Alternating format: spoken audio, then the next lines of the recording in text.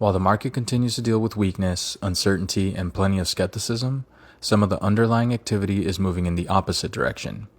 Whales are accumulating. The number of Bitcoin wallets holding at least 10 BTC has climbed back to a 6-month high. Tokenized real-world assets on the XRP ledger have reportedly grown to around 4.4 billion. Institutional investment products are being tokenized on XRPL. Major Wall Street firms are testing tokenized assets. XRP is showing up in discussions around ETFs, liquidity, derivatives, collateral, and institutional infrastructure. And then you have JP Morgan warning that newer crypto products could potentially take market share away from established players. That combination is fascinating. This isn't the kind of development that necessarily creates a massive green candle overnight. It's something much more gradual. The financial plumbing is changing. And the question we're going to explore today is whether the market is beginning to recognize what is being built underneath the price action. Because if the answer is yes, this could become one of those periods that look incredibly boring in real time and incredibly obvious in hindsight. Before we begin, this video is for informational and educational purposes only. Nothing in this video should be considered financial advice. Always do your own research before making any investment decisions.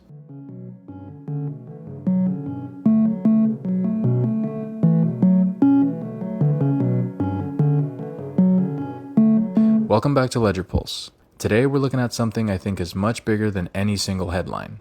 Let's start with Bitcoin.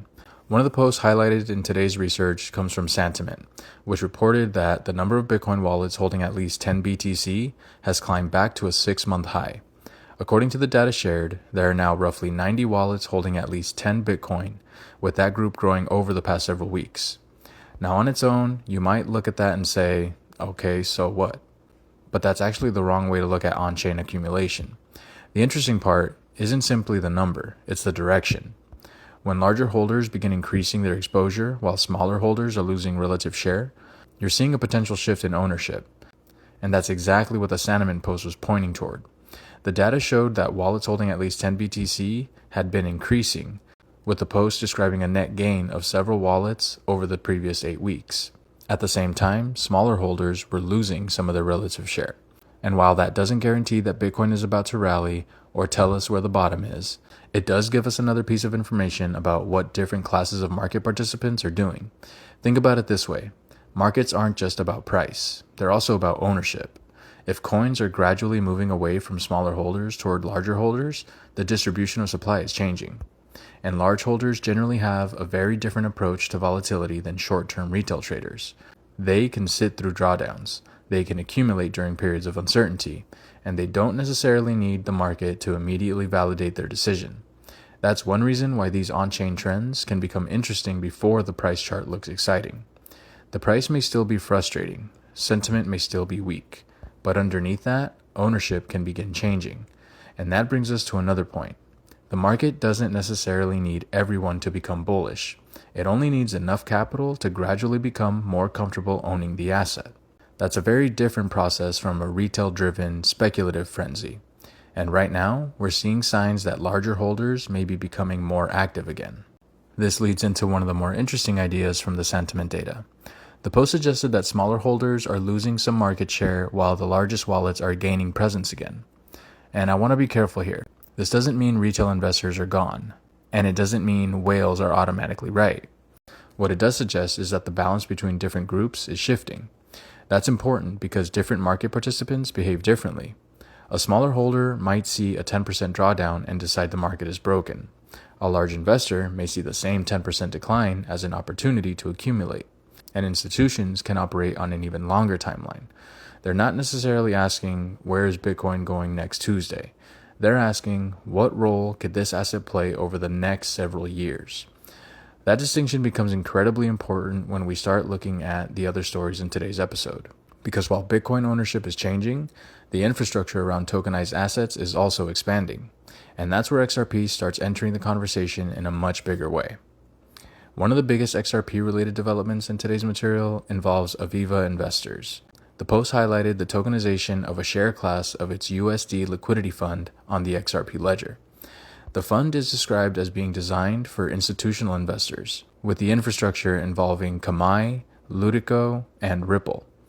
And according to the post, regulatory approval had already been secured. Now stop for a second and think about what we're actually talking about. This isn't simply someone creating another speculative token.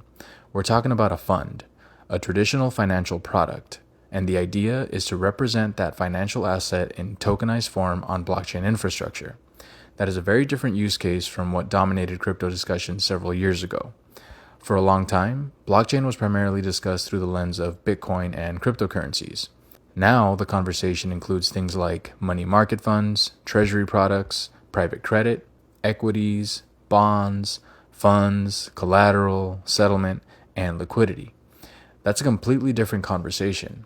And this is where XRP ledger's potential becomes much more interesting, because the value proposition isn't necessarily everyone should use XRP instead of traditional finance. The more realistic proposition is, can blockchain infrastructure make certain parts of traditional finance faster, more transparent, more programmable, and easier to move? If the answer is yes, then financial institutions have a reason to experiment with it. And once financial institutions begin experimenting, the conversation changes, because you're no longer trying to convince people that blockchain has a theoretical use case. You're putting actual financial products on chain. That's a much bigger step. And then we have another number that really stands out. According to the data shared by Token Relations, the value of tokenized real-world assets on the XRP ledger has grown by roughly 389.9% since January, reaching approximately 4.4 billion. That is a dramatic increase, and the chart included with the post shows the growth accelerating throughout the year. A significant portion of that growth reportedly came from JMW, a tokenized electricity asset from Argentina's Josken. According to the post, that asset launched on XRPL in mid-January and now represents roughly 51% of the network's real-world asset value. Again, there's something important to understand here. A 4.4 billion real-world asset ecosystem doesn't mean 4.4 billion of XRP has suddenly been purchased. Those are two completely different things. Tokenized assets can exist on a blockchain without their entire notional value translating directly into demand for the native token. So we shouldn't make the mistake of saying 4.4 billion of real-world assets equals 4.4 billion of XRP demand. That's not how this works. But there is another argument that is much more interesting. If more financial assets are being issued, represented, transferred, or settled on a network, then the network itself becomes increasingly relevant to financial infrastructure. And infrastructure adoption is the part of this story that can take years to fully develop. Think about the internet. The biggest value wasn't created because people suddenly decided they like websites. It came from businesses eventually rebuilding entire industries around internet infrastructure. Something similar could happen with blockchain. The important question isn't just how many people own a token. It's how many financial activities are eventually being conducted using this infrastructure. That's a much bigger question. And then we have the Wall Street side of the equation. Cointelegraph highlighted a development involving JP Morgan, Goldman Sachs, Invesco, Citadel Securities, and nearly 40 firms testing tokenized assets across blockchain networks in a live Wall Street trial. That's the kind of headline that deserves way more attention, because this isn't crypto companies experimenting in isolation. These are major financial institutions exploring how tokenized assets could function within existing financial markets. And once again, the distinction is crucial. The question isn't necessarily whether Wall Street suddenly wants to replace the entire financial system with crypto. That's not realistic. The more likely scenario is much more gradual. Existing institutions start incorporating blockchain technology where it solves a specific problem. Maybe it's settlement, maybe it's collateral, maybe it's liquidity or transparency. Maybe it's moving assets outside traditional market hours. Maybe it's creating programmable financial products. And then, if those experiments work, adoption expands. That's how infrastructure changes. It usually doesn't happen all at once. It happens because enough institutions decide that the new system is useful. And that is precisely why tokenization is becoming such an important theme. The technology doesn't have to replace everything. It just has to become useful enough that financial institutions don't want to operate without it. Now let's connect the first half of this episode. On one side, you got Bitcoin whales accumulating. On the other, you've got institutions experimenting with tokenization. At first, those might seem unrelated, but they actually tell us something about two different layers of the market. The first layer is the asset, Bitcoin, Ethereum, XRP. The second layer is the infrastructure, the rails that allow financial assets to move. And we're seeing activity in both. Bitcoin ownership is shifting toward larger holders. Meanwhile, blockchain infrastructure is becoming more integrated with traditional finance. That's a pretty interesting combination, because it suggests that the market isn't simply waiting for another speculative cycle. The industry is gradually building the infrastructure that could support the next stage of adoption. And that's why I think it's dangerous to evaluate crypto entirely through today's price. Price is visible, infrastructure isn't. Price changes every second. Infrastructure can take years to build. And when infrastructure finally becomes widely used, the market can suddenly realize that something has been developing underneath the surface for a very long time. This is where XRP becomes particularly interesting. Look at the range of developments appearing in today's material. We have an institutional liquidity fund tokenized on XRPL. We have growing tokenized real-world asset value. We have XRP appearing in discussions around ETF flows. We have XRP derivatives. We have XRP being used in DeFi collateral through Flare. And we have XRP-related financial infrastructure being developed across multiple jurisdictions. That's a much broader ecosystem than simply XRP as a payments token. The XRP ecosystem is increasingly touching multiple financial functions. And that matters because financial networks don't necessarily become valuable because of one use case. They become valuable when multiple use cases start reinforcing each other. Imagine an ecosystem where an asset can be held, traded, tokenized, used as collateral, integrated into financial products, moved between platforms, and eventually connected to institutional liquidity.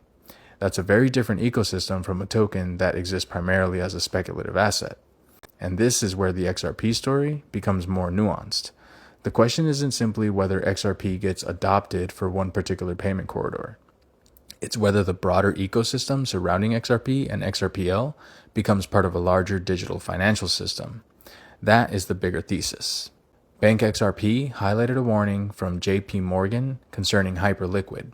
The basic argument is that the growth of newer crypto trading infrastructure could potentially take market share from established players in areas involving assets like SOL and XRP. And that's quite fascinating, because when a major traditional financial institution starts warning that a crypto-native platform could potentially compete for market share, that's a very different conversation from the one we were having several years ago.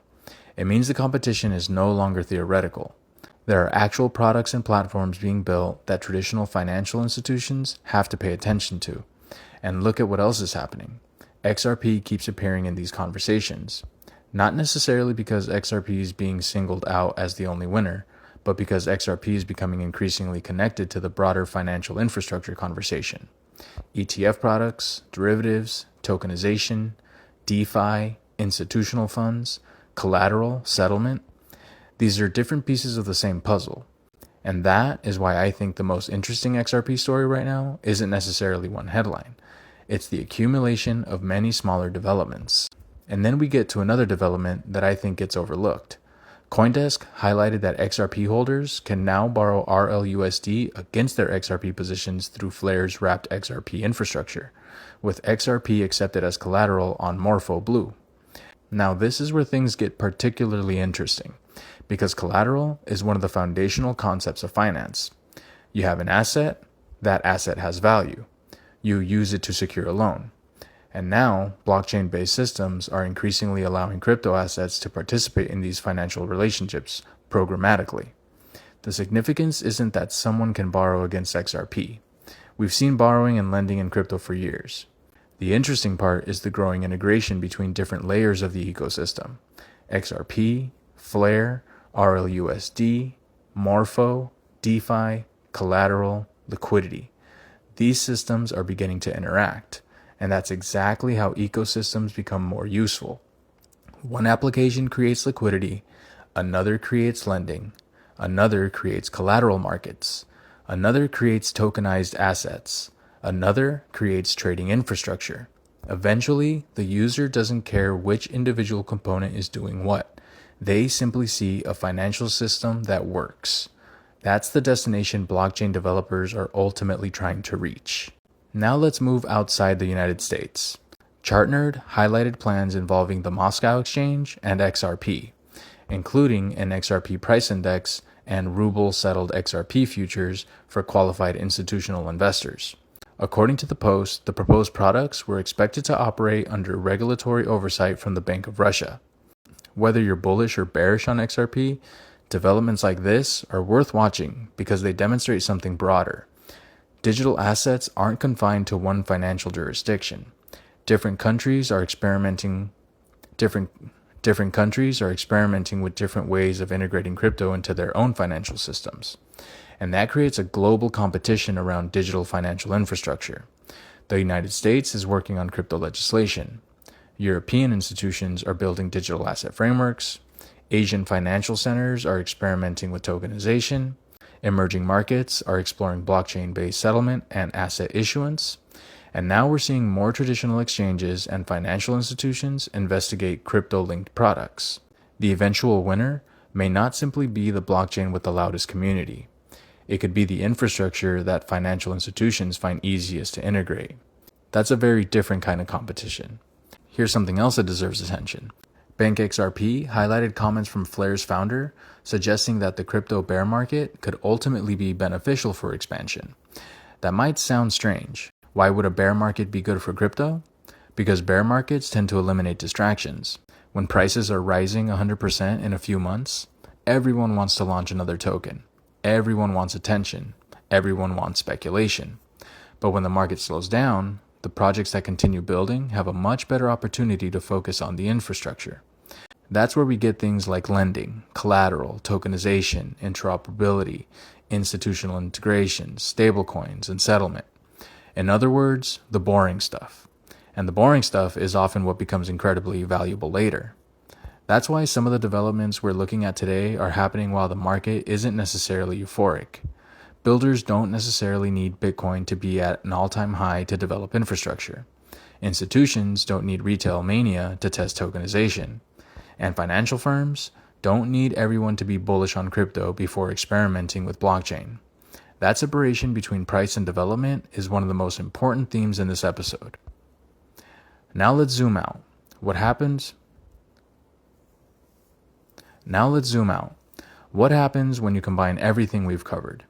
Bitcoin whales accumulating, large holders are gaining market share, tokenized real-world assets on XRPL have grown dramatically, institutional funds are being tokenized, major Wall Street firms are testing tokenized assets, XRP is appearing across ETF, derivatives, collateral, and institutional conversations, DeFi infrastructure is allowing XRP to interact with lending markets, and traditional financial institutions are beginning to acknowledge competition from crypto-native infrastructure.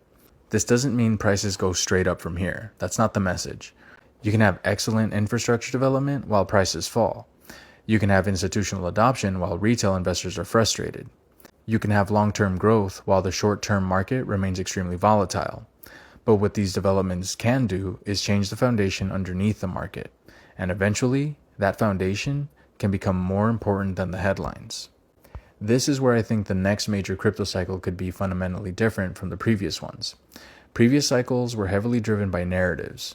Bitcoin, ICO mania, DeFi, NFTs, meme coins. Each cycle had its dominant story. But tokenization is different, because tokenization doesn't require people to abandon traditional finance. It allows traditional finance to evolve. A bank can remain a bank. An asset manager can remain an asset manager. An exchange can remain an exchange, but the underlying assets can become programmable. Settlement can become faster. Ownership can become easier to track. Collateral can move more efficiently. Markets can potentially operate more continuously. And financial products can interact with each other in ways that are much harder to achieve using disconnected legacy systems. That's why the institutional tokenization experiments we're seeing deserve attention. The institutions don't need to become crypto evangelists. They just need to discover that blockchain technology is useful. Once that happens, adoption can happen quietly. And quiet adoption is exactly what we're seeing in several areas. So let's bring this back to XRP.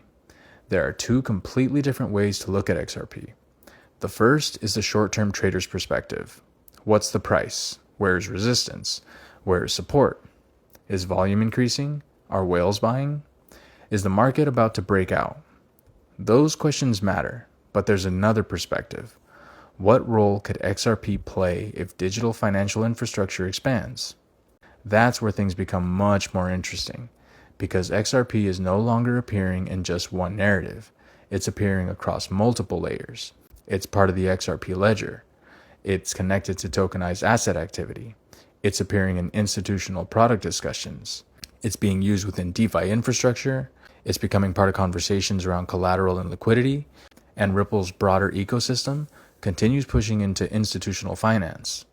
None of that guarantees XRP's future price, but it does create a much more developed ecosystem around the asset that existed years ago. And ecosystems are important because an asset with multiple sources of utility has a different potential trajectory from an asset whose entire thesis depends on one narrative. The market will eventually decide what that utility is worth, but the infrastructure has to exist before the market can price it. Now, there's the temptation in crypto to look at every bullish development and immediately ask, when does XRP go up? Or when does Bitcoin explode? That's understandable, but it can also cause people to miss the bigger picture. Infrastructure development doesn't operate on a 24-hour clock. A financial institution can spend months or years testing tokenization. A blockchain can spend years developing liquidity. Regulatory frameworks can take years to mature. Institutional products can take years to gain adoption. And then, suddenly, when the pieces are ready, growth can accelerate extremely quickly. That's how technology transitions often work. Slow, then faster, then suddenly obvious. So when we're looking at things like 4.4 billion of tokenized assets on XRPL, institutional funds being tokenized, and Wall Street firms testing blockchain-based assets, I don't think the right question is, why hasn't XRP already exploded? The better question is, how much of this infrastructure is actually going to be used at scale? Because if adoption reaches a meaningful level, the market will have a completely different set of variables to price. So when you look at crypto right now, it's easy to focus on the uncertainty. The price isn't doing what everybody wants. Sentiment can change overnight. People are still debating whether the next major move is up or down. And that's exactly why I think it's worth stepping back and looking at what is happening underneath the surface. Sometimes the most important periods in a market aren't the moments when everyone is celebrating. They're the periods when the infrastructure is being built quietly while most people are still arguing about the price. That's what makes this moment so interesting, because if this transition continues, the next major phase of crypto may not be defined simply by speculation. It could be defined by integration. If you enjoyed this breakdown, make sure you subscribe to Ledger Pulse and turn on notifications so you don't miss the next episode. And let me know in the comments, do you think we're watching the early stages of a major shift toward institutional tokenization and blockchain-based financial infrastructure, or is the market getting ahead of itself? And if you want to go deeper into the other developments we've been covering around XRP, tokenization, regulation, and the broader crypto market, check out some of these previous videos on the channel. Because while the individual stories are interesting, the pattern connecting them may be ultimately what matters most. Thank you for listening, and I'll catch you in the next one.